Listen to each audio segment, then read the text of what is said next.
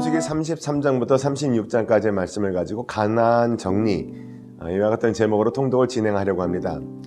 여러분, 이런 질문 하나 드릴게요. 하나님께서 이스라엘 백성들을 선택해 주셨으면 땅이 많았을 터인데 괜찮은 땅, 그 땅 그냥 쉽게 들어가서 정착하고 살게 해주시지, 왜 이미 많은 사람들이 살고 있는 가나안 땅을, 그것도 전쟁을 해나가면서 하나씩 들어가라고 하셨을까요?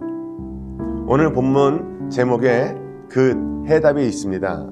하나님께서는요, 그렇게 좋은 땅, 그렇게 비옥한 땅에 살면서도 하나님을 모르고 살던 가나안 사람들이 하나님 보시기에는 합당하지 아니하셨던 거죠. 그래서 가나안을 정리하기를 원하셨던 겁니다. 마치 마룻바닥에 먼지가 많이 있어요. 그 먼지, 우상이라고 하는 먼지가 많이 있고 잘못된 문화가 많이 있습니다. 그것을 청소기로 쭉 빨아들이면 깨끗해지듯이 하나님께서는 그 가나안에 있는 그 우상 문화들, 잘못된 문화들을 깨끗하게 정리하시려고 했던 그런 계획이 있으셨던 것이죠. 그 마지막 전쟁을 치르게 된 모세, 이제 계속해서 정리를 해나가고 있죠. 며칠 전에 모세는 이미 하나님께로부터 명령을 받았습니다. 어떤 명령이었습니까? 너는 거기에 들어가지 못한다. 그런 명령을 받았음에도 불구하고 죽을 것이다, 후계자를 세워라, 이 명령을 받았음에도 불구하고 마지막까지 하나님께 쓰임받은 이 모세의 모습이죠. 자, 33장에 보면 이런 말씀이 나옵니다. 모세가 그 지나온 세월에 대한 회고를 쭉 합니다. 그런데 거기서 이스라엘 백성들이 하나님께서 민족을 만들게 해주시고 출애굽을 시켜주신 것에 대한 감사보다는 원망이 많았었다는 것, 그런 것들을 기억하고 떠올리게 되면서 다시 한번 가나안 땅에 들어가서의 어떤 삶의 자세가 될 것인가, 이런 모습들도 오늘 본문을 읽으시면서 우리는 함께 느껴야 되겠습니다. 자, 모세가 회고를 쭉 하면서요, 갖가지 다 기억나는 내용들을 이야기하고 사람들을 이야기하죠.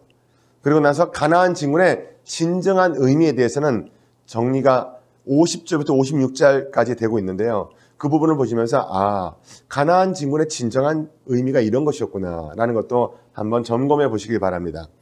자, 34장에 보면 땅의 분배 과정이 나오거든요. 이 땅의 경계가 딱 나옵니다. 여러분, 주차장 같은 데 가보시면요, 주차장에 만약에 잘못된 이 선을 그어놓게 되면 어디를 가면 너무 좁게 그려놔갖고 그곳에 들어가기가 굉장히 힘들고 주차하고 나오다가 사고 나기 딱 쉽게 그렇게 그려놓은 곳들이 있죠. 특히 우리나라는 땅이 좁기 때문에 그렇게 그려놓은 주차장들이 꽤 많이 발견되는 것 같습니다. 그러나 이 차가 들어오고 나오고 문을 열어야 되는 데는 일정한 거리가 정확하게 있어야 되는 것처럼 이스라엘 사람들에게도 땅의 분배 과정에서 분배를 실수하면 안 됐었습니다. 그래서 이스라엘 땅의 남쪽 경계 처음 보시죠. 에돔, 동쪽 경계는 사해라고 우리가 보통 부르죠. 여매. 그 다음에 북쪽 경계는 가데스, 서쪽 경계는 지중해, 북서쪽 이쪽에는 또 여러 가지 나라들, 다른 나라들이 있었습니다. 이렇게 지중해를 옆에 두고 가데스, 여매, 에돔 사이에 쌓여져 있는 이스라엘 나라를 어떻게 그곳에 들어가서 땅을 분배할 것인가, 그 분배의 영역에 대해서 확실하게 말씀을 해주고 계시죠. 35장에 가면 레위 지파는 땅을 기업으로 못 받는다고 했습니다. 대신에 그들도 집이 필요했기 때문에 그들이 들어가서 살아야 될 성읍을 다 정해 주셨죠. 그러나 그 중에 6개의 성읍은 도피성이라고 하는 곳이었습니다. 도피성, 이 도피성에 올 수 있는 사람들은 이런 사람들이다. 결국에는 억울하게 죽음의 위기에 처했지만 그곳에 들어오면 그들의 억울함을 풀고 다시 살아갈 수 있는 그런 규례들이 본문 말씀에 나오고 있습니다. 그리고 나서 36장에 가면 이제는 이 상속자, 여성 상속자들의 결혼에 대해서 말씀이 나오죠. 여성 상속자, 그러면 우리가 이전에 봤던 슬로브앗의 딸들 이야기가 딱 기억이 나시죠? 그들이 결혼을 해야 되는데, 자, 문제가 생기는 게 어떤 문제냐면 그들에게도 땅을 상속받을 수 있는 자격이 있다라는 것이 주어졌죠.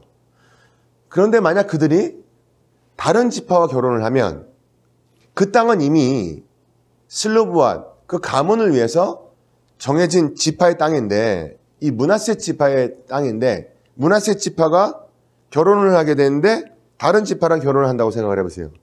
그럼 어떻게 됩니까? 이미 재산은 있는데 다른 지파 쪽에 땅이 넓어지겠죠. 그러니까 그렇게 하면 안 되고 이 슬로보앗의 딸들도 땅을 받을 자격이 있고 재산을 주기는 할 것이되 므낫세 안에서만 결혼을 해야 된다. 이런 또 내용들이 공정하게 주어지고 있습니다. 말씀을 통해서 하나님이 철저히 다루시기를 원하셨던 것, 가나안에 있는 모든 사람들을 쫓아내시고 이스라엘을 넣기를 원하셨던 이유는 우상 숭배를 그만큼 싫어하셨기 때문에 그래서 깨끗이 정리하시기를 원하셨고 청소하기를 원하셨다라는 것이죠. 그리고 하나님께 피한 사람들은 도피성이라고 하는 규례를 두셔서 결국에는 하나님 앞에 피한 사람은 살 수 있는 그런 길이 열려졌다, 이런 이야기입니다. 히브리 문화를 보면요, 히브리 문화는 가족을 기반으로 형성되었던 문화였거든요. 그래서 가족은 결혼이라고 하는 단위로 이루어지게 되었는데 이 약혼 기간 동안에 남자는 여자의 가족에게 돈이나 야곱처럼 노동력을 제공했던 것이 이 당시의 관습이었습니다. 그리고 나서 신부는 또 결혼한 다음에 새 신랑과 또 자기 딸에게 집찬금을 주는, 또 그것이 구약 성경의 풍습이었습니다.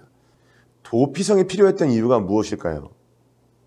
그리고 오늘날 우리가 주님 앞에 진심으로 나가기 위해서는 어떤 깨끗한 마음을 가지고 나가고 거룩한 마음을 가지고 나가야 될까요? 그거를 철저히 주님 앞에 물어보시고 묵상하실 수 있게 되길 바랍니다. 사랑하는 성도 여러분, 오늘 하나님께서 우리에게 무엇을 정리하시면 그거 깨끗하게 정리 잘했다, 이렇게 말씀하실까요? 하나님 이외에 우리가 중요한 자리에 두었던 모든 것들일 것입니다. 그 모든 것들을 잘 정리하셔서요, 하나님이 딱 우리의 삶을 보시고 야, 정말 깨운하게 잘 치웠구나 라고 말씀하실 수 있는 그런 거룩함에 대한 정리가 이루어지는 하루가 되실 수 있게 되기를 바랍니다. 감사합니다.